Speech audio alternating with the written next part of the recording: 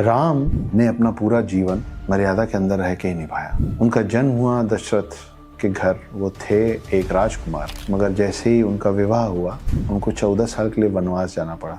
सुनने में लगता है कि ठीक है, जंगल में ही तो रह रहे थे, आसान नहीं होता। और उस समय का जंगल सोचिए कितनी कठिन परिस्थितियां रही होंगी। ना कोई साथ देने वाला, ना कोई आर्मी, ना कोई सेवक, ना कोई घर, कुछ नहीं। नंगे पैर, एक जोड़ी कपड़े में, एक रिस्पॉन्सिबिलिटी जो कि सीता को लेके अपने एक भाई लक्ष्मण के साथ अपने पिता का वचन निभाने के लिए वो व्यक्ति अपना क्लेम्ड राजपाट छोड़ के आगे बढ़ गए। वो पुरुष सबसे ज्यादा उत्तम है, सर्वश्रेष्ठ है, बेस्ट है, जो मर्यादा के अंदर रह के अपने सारी रिस्पॉन्सिबिलिटीज, अपने सारे उत्तरदायित्व निभाए। इसीलिए राम को बोला गया है मर्यादा पुरुषोत्तम राम।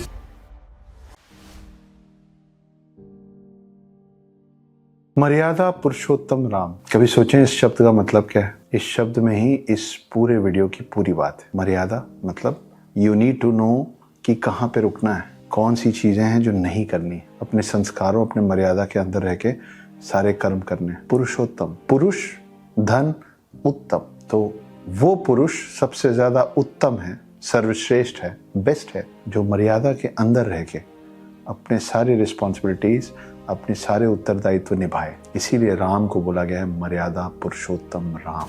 7वें अवतार हैं विष्णु जी के। लक्ष्मण उनके छोटे भाई थे, इस पे हम बात कर चुके हैं। आप देखिए कैसी विडंबना है कि राम और रावण दोनों के नाम का पहला अक्षर रा है।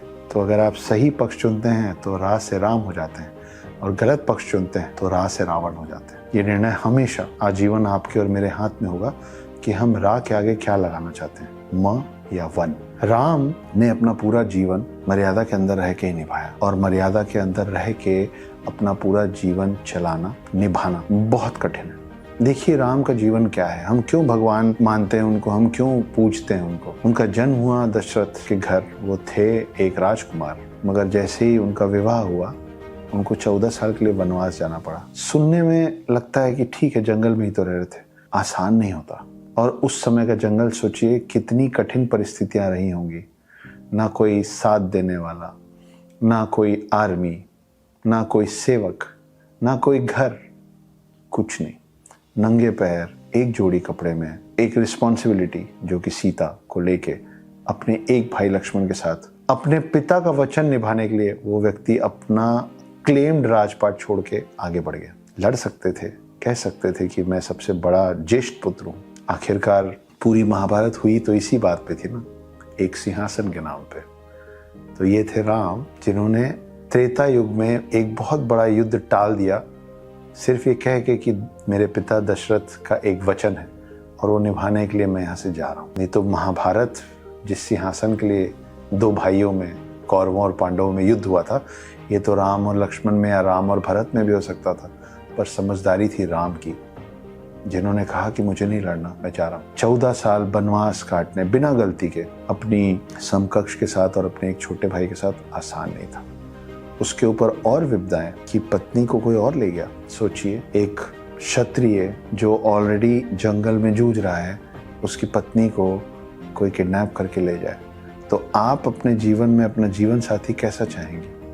ये चाहेंगी कि कोई इजी ऑप्शन ढूंढ ले और इतने दूर आपके लिए ट्रैवल ना करे अगर आपके साथ कुछ गलत हो जाए, या वो राम चाहेंगी जो समंदर पार करके आए आपकी रक्षा के लिए, आपका साथ देने के लिए। तो इसलिए बहुत ज़रूरी है कि आप अपने जीवन साथी जिसको चुन रही है, खास तौर पे महिलाओं के लिए, उसमें देखिए कि वो मर्यादा के अंदर रह के काम करता है कि नहीं, आपको तू बोल के बुलाता है या आप बोल के, गुस्से में शांत रहना सीख पाया है या नहीं, या गुस्से में सामान फेंक रहा है, गालियां दे रहा है। ये फर्क है रा से राम और रा से रावण का। तो राम का जीवन आसान नहीं था। आगे बढ़े, हनुमान जी का साथ मिला, समंदर पार करने के पहले हाथ जोड़ के समंदर से रिक्वेस्ट की कि मुझे रास्ता दे दीजिए, जबकि उनको मालूम था कि वो तीर निकालेंगे और ऐसे भी पूरा समंदर सोख सकते हैं।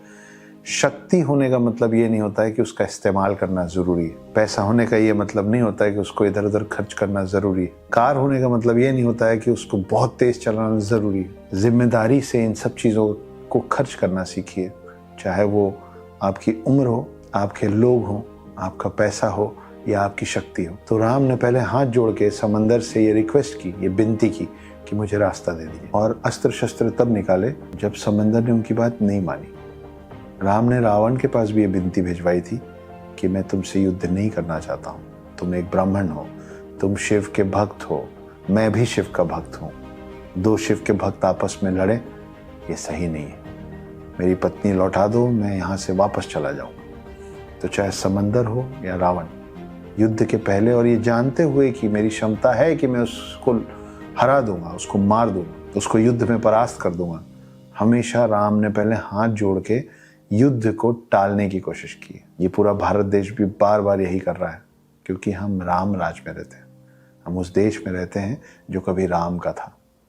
बड़ा आसान है दूसरे देशों से लड़ लेना, पाकिस्तान को हरा देना, खुद हमला कर लेना, पर हम ऐसा नहीं करते हैं क्योंकि हम राम के भक्त हैं। तो चाहे एक पूरे देश की बात हो, एक पूरे परिवार की बात हो, या बात हो सिर्फ और सिर्फ आपके अकेले के आचरण की, उसमें राम को लाइए, मर्यादा पुरुषोत्तम राम को। इसीलिए उन पे पूरी जो कहानी लिखी हुई है उसको कहा गया रामचरित्र मानस। वो मानस, मानस मतलब मनुष्य, वो मानस जिसका चरित्र, जिसका कैरेक्टर राम के जैसा होगा, वो बनेगा रामचरितमानस। तो राम की उन क्वालिटीज़ को अपने अंदर डालने की कोशिश कीजिए जिसकी वजह से राम राम बने, एक अच्छे पुत्र बने, एक अच्छे भाई बने, एक अच्छे जीवन साथी बने, एक अच्छे राजा बने। आप बिजनेस करते हैं तो आप उस बिजनेस के राजा हैं, आप अपने घर में हेड ऑफ द फैमिली हैं तो आप उस परिवार के राजा हैं। आप चाहे 1 लाख लोगों के राजा हैं, 10,000 लोगों के राजा हैं, 10 लोगों के राजा हैं, या सिर्फ खुद के राजा हैं, उसमें राम का चरित्र आना जरूरी है। छोटों को बहुत सारा प्रेम देंगे तो मान मिलेगा, बड़ों को बहुत सारा मान देंगे तो प्रेम मिलेगा। बस इतना ही है लेन देन पूरी दुनिया का, और ये भी सिखाते हैं राम, जिसने अपने पिता दशरथ का मान रखने के लिए अपना राजपाट छोड़ दिया और अपने छोटे भाइयों की खुशी के लिए आगे बढ़ गए। तो राम बनी रा से, रावण नहीं।